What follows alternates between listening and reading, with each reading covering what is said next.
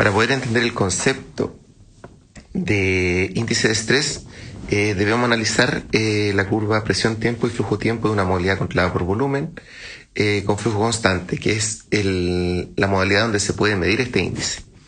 Recordad que nosotros cuando tenemos un volumen en una modalidad controlada por volumen con flujo constante, la velocidad del aire va a ser constante, la entrada del aire va a ser constante, hasta que se acabe el tiempo inspiratorio y pasemos a fase expiratoria. ¿Qué nos va a importar de esta curva? Solamente la curva inspiratoria. Recordemos que cuando se genera el flujo constante, el primera alza de presión en la curva de presión va a ser determinada por la carga resistiva y posteriormente vamos a tener un aumento de presión determinada por la carga elástica. Esa subida de presión está determinada simplemente o solamente por la elongación del tejido pulmonar. Y esto va a subir a medida que vaya subiendo el volumen corriente, aumentando el volumen corriente. Si nosotros nos fijamos, el volumen va a entrar a una velocidad constante, por lo tanto, por cada unidad de presión que yo tenga, unidad de tiempo, va a entrar la misma cantidad de volumen.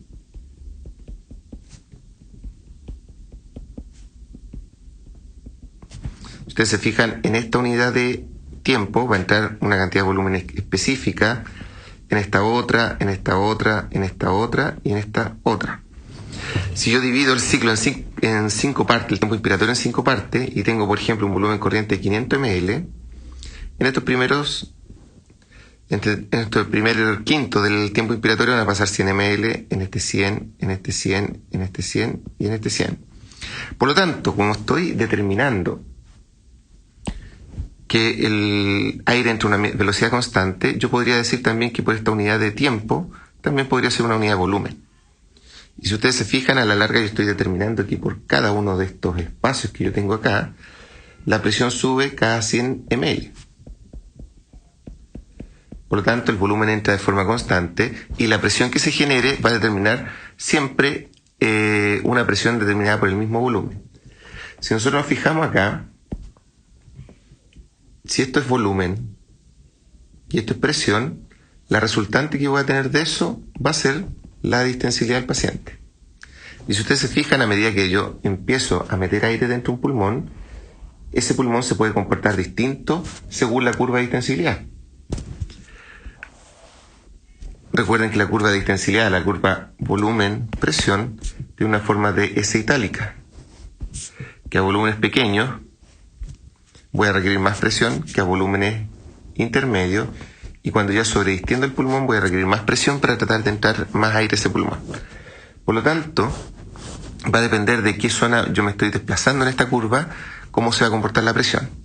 Para el primer ejemplo, donde vimos acá que la curva de presión sube de forma proporcional a medida que entra el volumen, nos vamos a poder dar cuenta de que por cada unidad, al comienzo de la inspiración, la relación entre volumen y presión es la misma que tengo al final.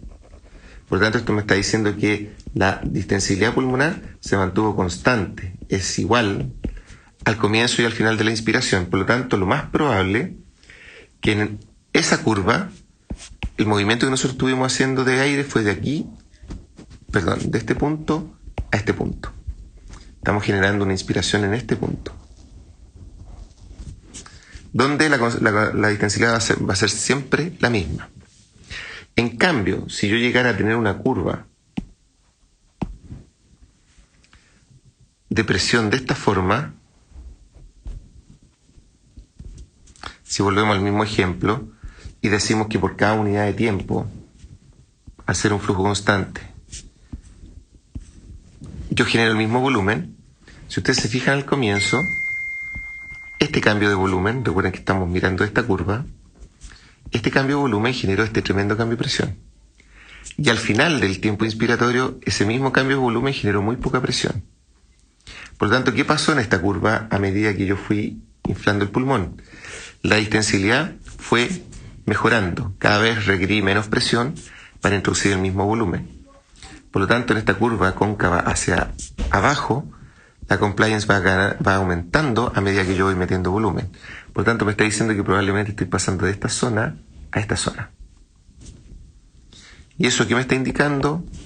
Que este pulmón, cada vez que lo inflo, estoy pasando unidades alveolares que estaban así a esta condición. Por tanto, se está produciendo reclutamiento en la fase inspiratoria y obviamente cuando desinfle el pulmón se va a producir desreclutamiento en expiración. Y eso me está indicando que a ese paciente le falta PIP. O si no, va a estar generando apertura y cierre cíclico. En cambio, cuando la curva de presión tiene esta forma, sube y después hace una subida así, recuerden nuevamente que esto implica un cambio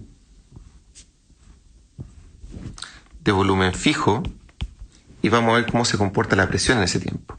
Vamos a partir con una intensidad muy buena y vamos a terminar con una gran presión frente al mismo cambio de volumen. ¿Qué me está diciendo acá la condición del pulmón? Me está diciendo que a medida que yo voy metiendo más aire al pulmón, ese pulmón empieza a caer su distensibilidad. Que ahora la distensibilidad cae. Y eso me puede estar indicando simplemente sobredistensión pulmonar. Porque estoy pasando de esta unidad, a esta parte de la curva de distensibilidad. Por lo tanto, eso me está diciendo, en otras palabras, que debería disminuir el PIB o debería disminuir el volumen corriente. Es una explicación corta de lo que pasa en este caso, así que espero que les haya servido.